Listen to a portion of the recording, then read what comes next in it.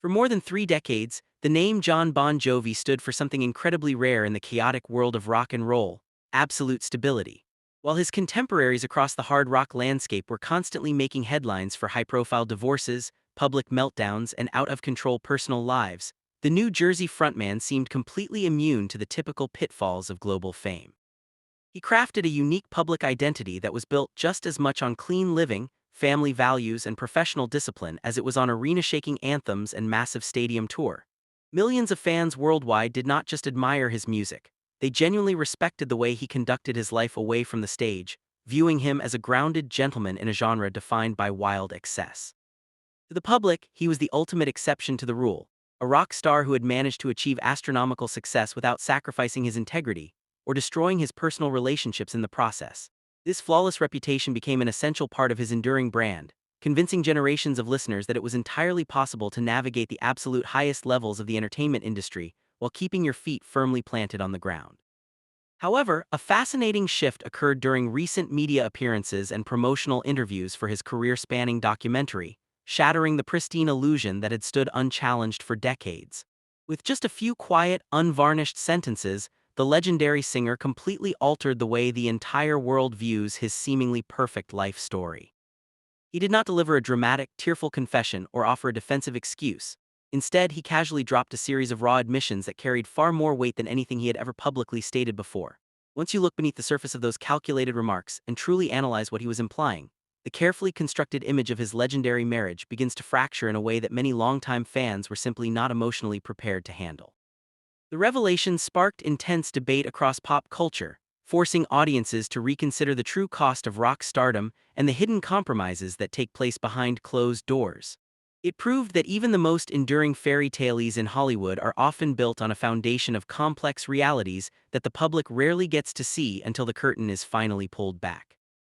To truly understand why these recent statements caused such a massive shockwave throughout the entertainment community, one must first examine how John Bon Jovi carefully engineered his untouchable reputation in the first place. He certainly did not become a global cultural icon by accident, nor did he survive multiple decades in the notoriously cutthroat music industry by allowing himself to lose control of his environment. From the absolute beginning of his career in the early 1980s, he deliberately positioned himself as a completely different kind of frontman compared to the peers surrounding him.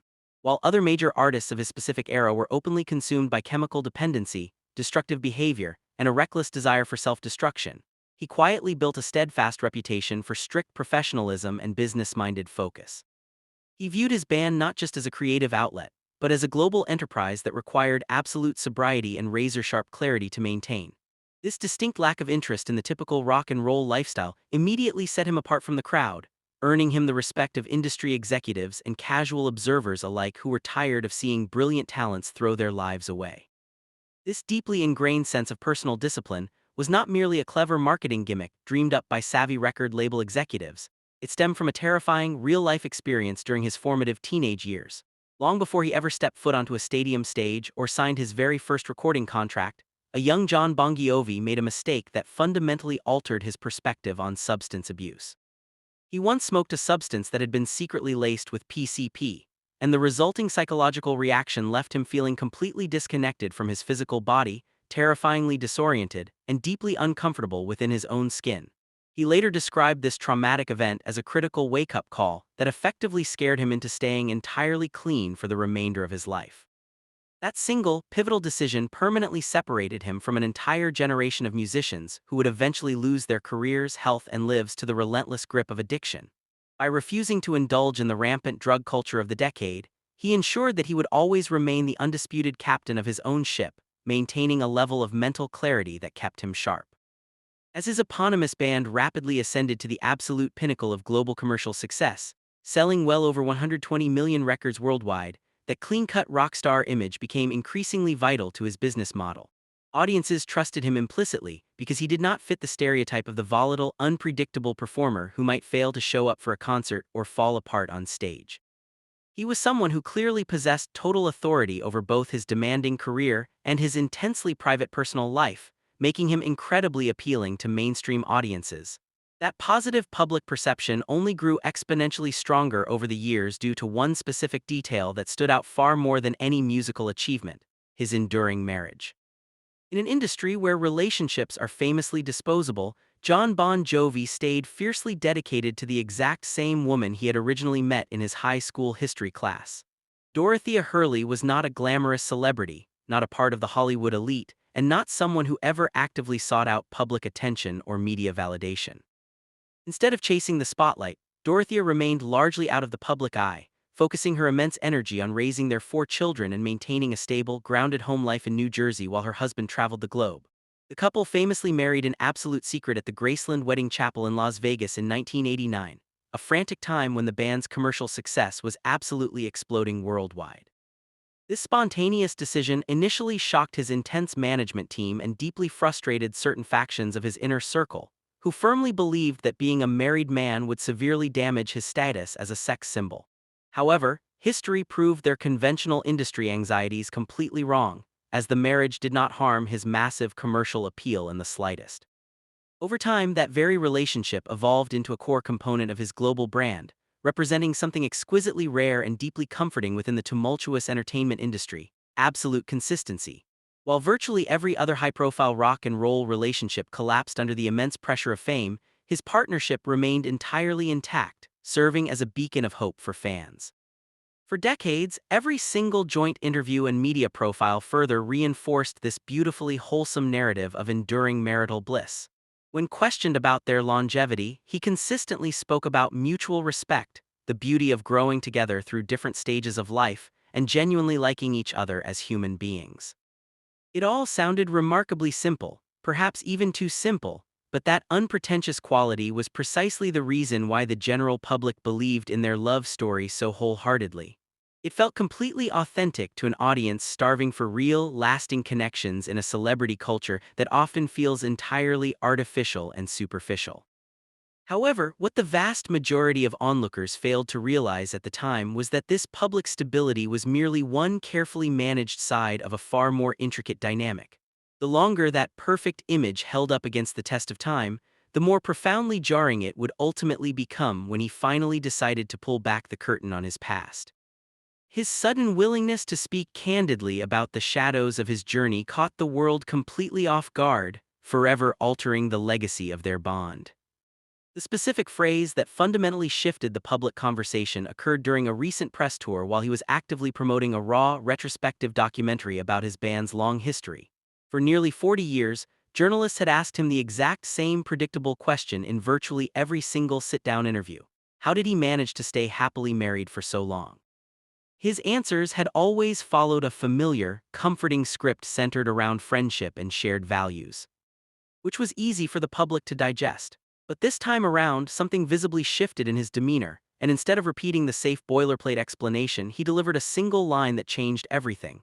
"I've never lied about having been a saint," he stated calmly, unleashing a phrase that sounded relatively harmless at first glance but carried a devastatingly heavy underlying meaning. It was the exact kind of calculated statement he frequently utilized: indirect, poetic, and wrapped in just enough vague language to allow for multiple interpretations by the media. Yet despite the subtle delivery, pop culture commentators and casual fans instantly stopped what they were doing and paid close attention to the profound implications of his words. Because if you strip away the romantic mystique and analyze what that sentence actually communicates, it is fundamentally not a defense of traditional marital fidelity. It is a quiet, unambiguous admission that he was not entirely faithful to his wife during his decades of traveling the world as a global sex symbol. He intentionally chose not to expand on the admission with granular details, refusing to explain exactly when these transgressions occurred, how often they happened, or under what specific circumstances. That deliberate lack of specificity is precisely what makes the statement so incredibly powerful and hauntingly evocative for anyone analyzing his life. John Bon Jovi has always possessed a masterful command over his own narrative, revealing just enough truth to satisfy the public's curiosity without ever fully exposing his deepest vulnerabilities. In subsequent media appearances, including deeply personal conversations on major cultural podcasts, he leaned even further into this complex, gray area of his personal history. He began describing the reality of top-tier rock stardom through the lens of well-worn cliches, openly acknowledging that the touring lifestyle presented a constant barrage of temptations. He noted that these intense temptations were practically baked into the environment of an international stadium act, making them almost impossible to completely avoid for decades on end. He then followed that observation with an additional line that added an immense amount of ethical weight to the unfolding conversation. He suggested that the absolute worst mistake an individual in his position could make would be to allow those fleeting, transient moments to actively destroy the sanctity of their home life. This particular philosophical distinction is incredibly revealing because it strongly implies that, in his own mind, the primary moral issue was never the unfaithful behavior itself, but rather the potential fallout of that behavior. According to this specific worldview, the ultimate sin would have been allowing outside distractions to compromise the security, stability, and longevity of the family unit he had built with Dorothea. In a separate, remarkably candid broadcast interview, he pushed this provocative line of thinking even further into uncomfortable territory, casually remarking that he had essentially got away with murder throughout his career. That highly dramatic phrase sent shockwaves through his fanbase, primarily because of the incredibly relaxed, matter-of-fact manner in which the aging rock icon delivered it to the camera. He openly admitted that there had been a vast multitude of women throughout his journey, framing the reality of those encounters as an almost mandatory byproduct of who he was. During the absolute dizzying height of his 1980s fame, when the entire world was throwing itself at his feet, he viewed these experiences as an unavoidable part of the rock star package. What makes these recent revelations uniquely unsettling for the general public is not necessarily the mere fact that a famous musician succumbed to temptation, but rather his modern attitude. There was absolutely no visible display of performative guilt, no trembling emotion, and zero attempt to walk the shocking statements back or blame the media for misinterpreting his words. Instead, his calm demeanor conveyed the unmistakable impression of a man who had already internally processed, accepted, and compartmentalized these actions many decades ago. For him, this media tour was clearly not intended to be a tearful emotional confession or a desperate plea for public forgiveness. It was simply a logical clarification of historical facts. And that precise lack of remorse is exactly where the collective public reaction immediately fractured into two drastically different schools of thought. One segment of the audience viewed his raw commentary as a refreshing display of absolute honesty, praising him for finally abandoning the exhausting charade of celebrity perfection. They respected the fact that an aging icon was secure enough in his own skin to stop pretending to be something he never truly was behind closed doors. Conversely, an entirely different portion of the public found the casual nature of his admissions to be deeply uncomfortable, viewing it as a slickly worded validation of betrayal. To these critics, his comments suggested that the foundation of one of the most widely admired marriages in the entire entertainment ecosystem was nowhere near as solid as they had been led to believe. It raised uncomfortable questions about power dynamics, secret compromises, and the emotional toll inflicted upon a partner who remained quietly at home while her husband indulged in the perks of fame. What emerged next in the documentary narrative would only make this critical interpretation significantly harder for fans to ignore or dismiss as mere rock and roll hyperbole. To fully grasp the sheer complexity of this situation, one must shift focus entirely to Dorothea Hurley's perspective, examining what she potentially knew and why she ultimately chose to stay. The reality of their lifelong partnership is deeply rooted in a shared history that existed long before the glitz, glamour, and corrupting influence of the music industry arrived. They were not two complete strangers who accidentally crossed paths in Hollywood and tried to survive the blinding spotlight of sudden wealth together. Their unbreakable bond was forged in the ordinary, mundane reality of a New Jersey high school classroom, a peaceful time when there was absolutely no media scrutiny, no crushing professional pressure, and zero expectation of worldwide fame. He frequently reminisces about the charming detail that she generously allowed him to cheat off her test papers in their high school history class, an endearing anecdote that speaks volumes about their fundamental dynamic. She knew the authentic human being named John Bon Jovi long before the polished, heavily marketed persona of John Bon Jovi was ever conceived by a record company. She was intimately familiar with his raw ambitions, his deepest insecurities, and his true character before the unimaginable wealth, platinum records, and global adoration transformed him into a public commodity. This ancient foundation is incredibly important because it provides the essential context required to understand a choice that would otherwise mystify outside observers. To the modern observer, it seems entirely baffling that an independent, strong-willed woman would choose to remain in a decades-long relationship, where by her husband's own public admission, there were repeated moments of romantic betrayal. The compelling answer to this riddle appears to lie in the profound fact that Dorothea was never actually in love with the idealized, larger-than-life rock star caricature that the rest of the world worshipped. She was explicitly connected to the vulnerable human soul underneath the leather jackets and perfectly styled hair, the boy she had fallen for before the madness began. This deep, historical connection gave her a unique form of emotional perspective that the vast majority of celebrity spouses in similar heartbreaking situations simply do not possess. She understood the absurd, unnatural environment her husband operated within, viewing his public life as a surreal job rather than his true identity. Jon Bon Jovi himself has consistently made it undeniably clear in interviews that his wife is absolutely not a passive, submissive bystander in their marriage. He has proudly stated on numerous occasions that she possesses zero fear when it comes to fiercely calling him out whenever his ego gets out of line or when he is fundamentally in the wrong. She has always played the absolute central, irreplaceable role in keeping his chaotic life grounded, acting as a human anchor against the distorting winds of global celebrity. This fierce honesty was put on full public display during one of the most frightening and emotionally difficult periods of the singer's recent adult life. When his legendary singing voice began to drastically fail him during a high-stakes tour, threatening to destroy his livelihood, it was Dorothea who chose to confront him with the brutal reality of the situation. While his managers, backing musicians, and business associates were hesitant to speak up out of fear of upsetting the boss, she looked him dead in the eye and told him directly that his performance was no longer acceptable. That painful, pivotal moment of forced realization ultimately led him to seek expert medical evaluations, revealing that one of his vocal cords was severely degenerated. Part 2. The terrifying medical diagnosis eventually necessitated a highly complex, cutting-edge surgical procedure that carried a very real risk of permanently ending his historic performing career. In a deeply profound way, this medical crisis perfectly reinforced the exact same protective dynamic that had existed between the high school sweethearts since the very beginning of their journey. She was consistently the one person in his entire universe who was willing to aggressively confront painful realities, even when he desperately preferred to close his eyes and ignore them. Beyond the intricate, private layers of their romantic relationship, there is also the immense reality of what the couple systematically built together as an absolute team. In the mid-2000s, utilizing their immense wealth and cultural influence for good, they co-founded the Jon Bon Jovi Soul Foundation, a highly respected charitable organization dedicated to combating systemic hunger and homelessness. They eventually opened the innovative JBJ Soul Kitchen community restaurants, where there are absolutely no prices on the menus, allowing individuals to either pay for their meals or volunteer their time to cover the cost.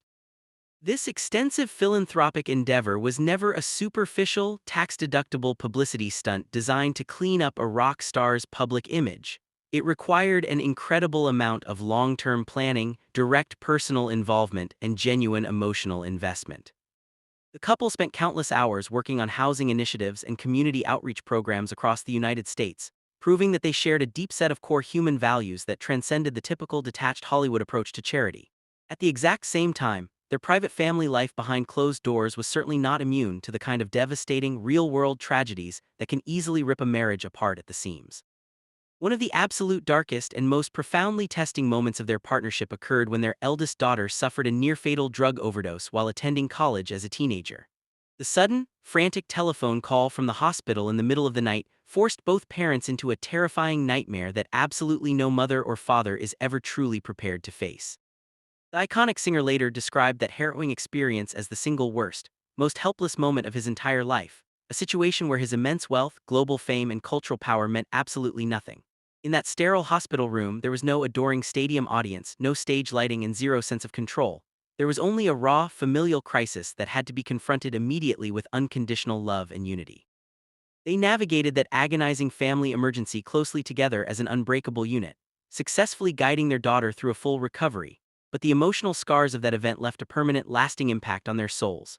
All of these profound life experiences point directly to a complex truth that is incredibly easy for casual gossip blogs to overlook when focusing exclusively on the salacious headlines of historical infidelity. Their long-lasting marriage was absolutely not sustained by a magical, pristine absence of serious problems, temptations, or heartbreaking personal pain. It was sustained by an unparalleled shared history, a mutual willingness to directly confront difficult realities, and a rare type of emotional resilience that simply does not translate easily into a clean, simplified public narrative. As their unique story continues to unfold in the public eye, it becomes increasingly obvious that the true ultimate legacy of their relationship is not defined by a single uncomfortable admission, but rather by how they actively chose to live with those truths. By the time the legendary frontman reached his 60s, he had officially outlasted almost every single one of his musical peers, remaining a relevant cultural force while others faded into obscurity. His iconic band had conquered the music industry, securing their place in the Rock and Roll Hall of Fame and building a reputation as one of the most reliable, hardworking live acts in the world. That historic level of professional success, however, came with a hidden physical and emotional cost that was not always readily apparent to the millions of fans buying concert tickets. Decades of relentless, grueling world tour, constant international travel, and the immense pressure to deliver flawless, high-energy vocal performances night after night created a profoundly exhausting lifestyle that very few human bodies could possibly sustain without experiencing severe physical consequences.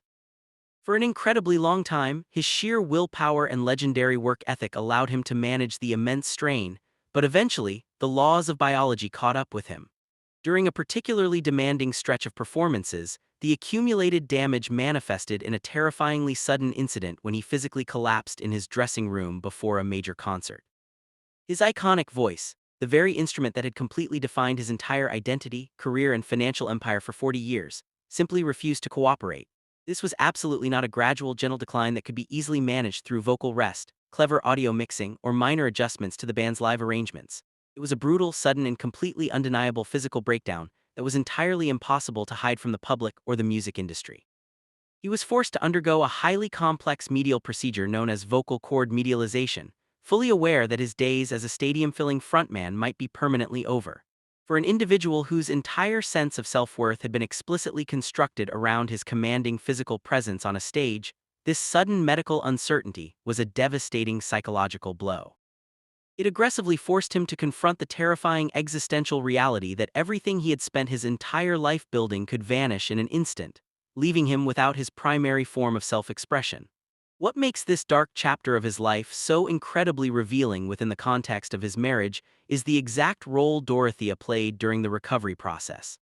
As previously noted, she was the absolute catalyst for his medical journey, the one who loved him enough to shatter his denial and demand that he seek professional help. In a multi-million-dollar career filled to the brim with yes men, dependent employees, and business partners who relied entirely on his continued performance to get paid, she stood completely alone as the sole voice of unvarnished truth. She could easily afford to be brutally honest with him because her love was never contingent upon his status as a famous rock star or his ability to generate revenue. As he embarked on the long, grueling road to physical rehabilitation, the dark clouds of professional uncertainty did not magically disappear from his life. Even today, he has candidly admitted to the media that he cannot definitively guarantee he will ever return to the relentless, massive touring schedules that once defined his existence.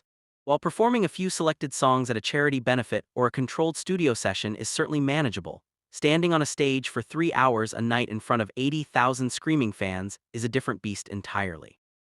This new physical reality has forced the aging rock star to drastically slow down his pace, to deeply reconsider what his future looks like, and to contemplate his own mortality in a way he never had to during his youth.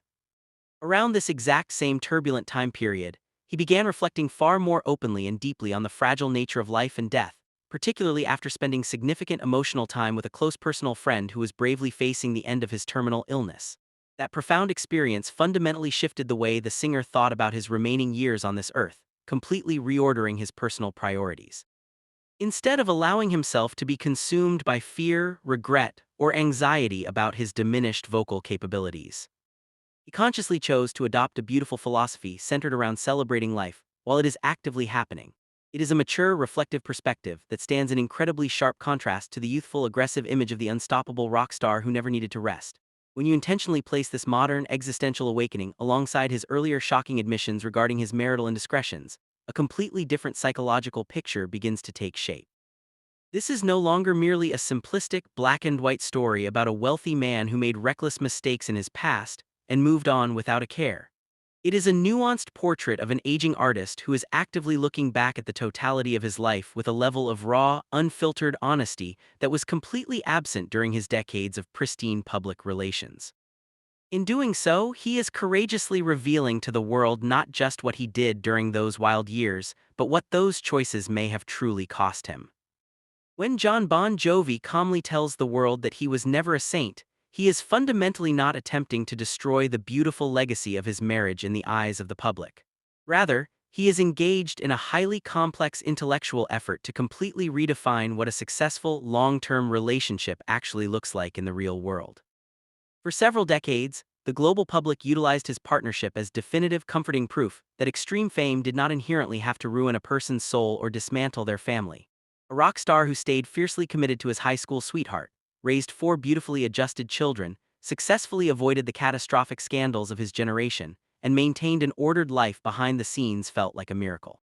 It was a beautiful, comforting narrative that allowed fans to romanticize his life, viewing him as a real-life superhero who had successfully conquered Hollywood without getting dirty.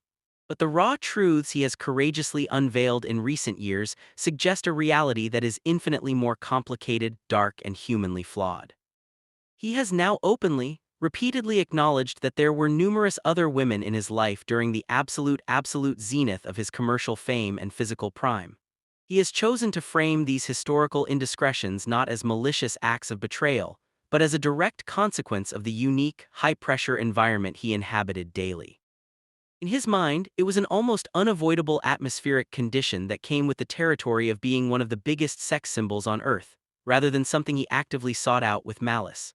At the exact same time, he has been incredibly firm about one absolute moral boundary that he claims he never, under any circumstances, crossed in his mind.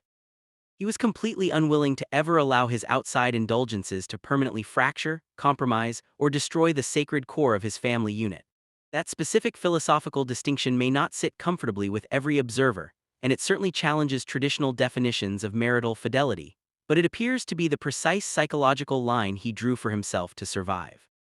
Part 3.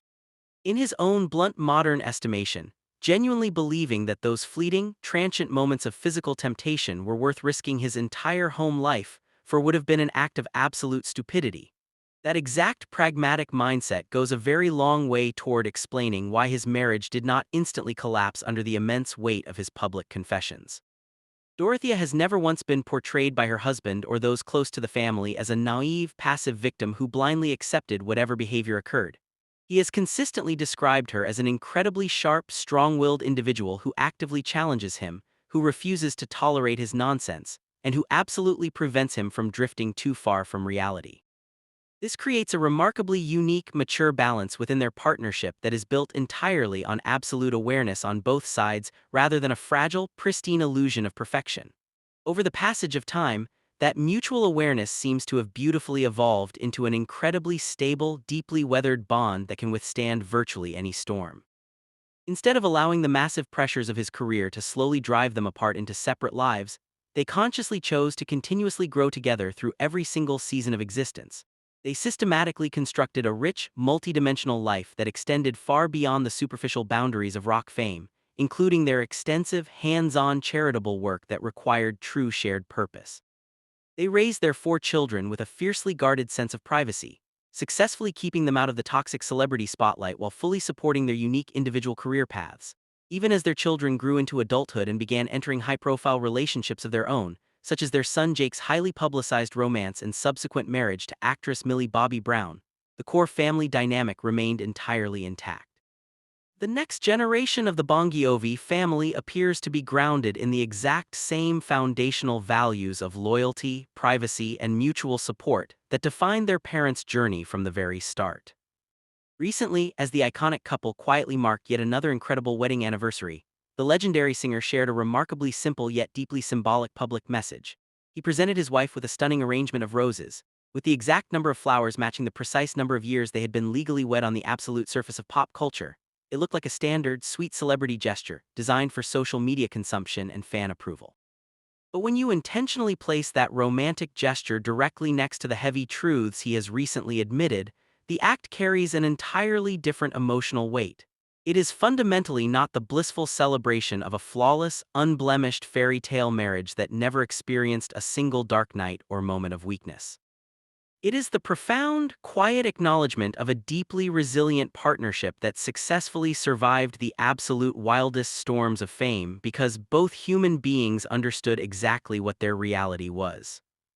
They looked at the truth of their lives, weighed the good against the bad, and consciously made the active choice to stay together and keep fighting for their love anyway. That is precisely what makes his recent public confession so incredibly unsettling for certain romantic idealists, yet strangely comforting and profoundly honest for others who live in the real world. It aggressively challenges the naive societal notion that long-lasting, successful relationships must be built on absolute purity or unrealistic standards of perfection. Instead, his story boldly suggests that the true survival of a lifelong bond may actually depend on something far less comfortable, yet infinitely more durable. It requires the establishment of invisible boundaries, complex compromises that are never discussed in the public eye, and a fierce, shared daily decision to keep moving forward together even when the truth is painful to face. Ultimately, the complex saga of John and Dorothea Bon Jovi forces us to look in the mirror and re-examine our own deeply held beliefs about love, loyalty, and the human condition. It reminds us that behind every polished celebrity persona lies a messy, complicated reality filled with choices, mistakes, and hidden sacrifices that outsiders can never fully comprehend. When we strip away the gold records, the screaming stadium crowds, and the carefully managed public relations campaigns, we're left with two human beings who met in a classroom and chose to navigate the chaotic universe as a team. Their story is a powerful testament to the idea that love is not a stagnant emotion, but an active, grueling choice that must be renewed day after day, year after year. It proves that a relationship does not need to be perfect to be extraordinarily beautiful, and that sometimes the cracks in the armor are exactly what allow the light of true resilience to shine through. As we analyze the fascinating evolution of their public narrative, we are left with a profound question that gets to the very heart of modern relationships and the true nature of forgiveness. Does an aggressive, raw display of honesty like the one John Bon Jovi recently delivered ultimately make the foundation of a long-term marriage stronger by destroying old illusions? Or does it fundamentally alter how you view their entire love story, stripping away the magic and leaving behind a reality that feels far too compromised to celebrate? There is no simple, easy answer to this question, as every individual views the concepts of fidelity, commitment, and partnership through their own unique moral lens and personal life experiences. Some will look at his admissions and see a marriage compromised by the classic cliches of rock stardom, while others will see an inspiring blueprint for survival in an industry designed to destroy families. The true beauty of their journey lies in the fact that, regardless of how the public chooses to judge them, their bond remains completely unbroken as they enter the next chapter of their lives. They have successfully transitioned from the dizzying, high-stakes peak of stadium rock into a more peaceful, reflective existence defined by philanthropy, family expansion, and mutual care. They continue to walk hand in hand through the streets of New Jersey and New York, completely unbothered by the media storm sparked by his candid documentary reflections. For them, the opinions of music critics, cultural commentators, and casual fans matter very little compared to the private understanding they have nurtured for over 40 years. They have earned the right to define their own partnership on their own distinct terms, completely free from the rigid expectations of a world that often demands perfection from its heroes. In the end, John Bon Jovi's journey from a disciplined teenager to a flawed, self-aware rock icon serves as a captivating case study in the immense power of personal narrative. By choosing to speak his truth now, in his golden years, he has taken complete ownership of his flaws, ensuring that his legacy is built on reality rather than marketing.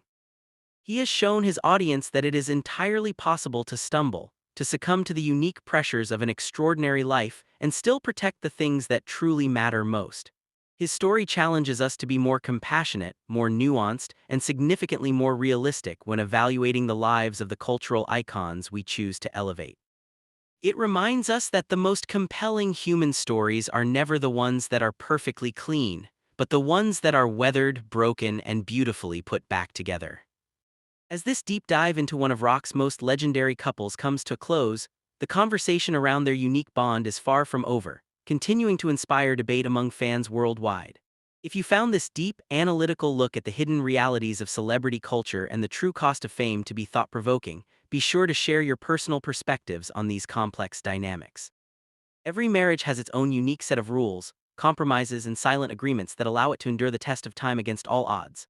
Understanding the human beings behind the music helps us appreciate the art even more, giving us a clearer view of the sacrifices required to achieve greatness. Stay tuned for more deeply researched authentic documentary stories that explore the fascinating truths behind the world's most recognizable icons and their extraordinary journeys.